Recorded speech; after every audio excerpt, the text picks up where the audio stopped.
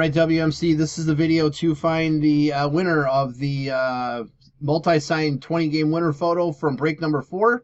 So we'll check the time. Why do I have 31 entries here? All right, hold on a minute. I'm going to take this pick team list thing out of here. There we go. All right, 30 entries, 30 spots. January 17th at 7:55 p.m.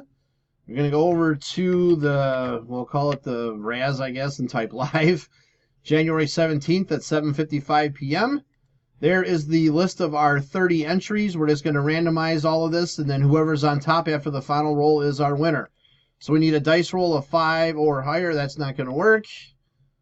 7 times. Here we go. Good luck. 1, 2, 3, 4, 5, 6. Last and final. Here we go. Good luck. It is Joe. Spot 7 is your winner.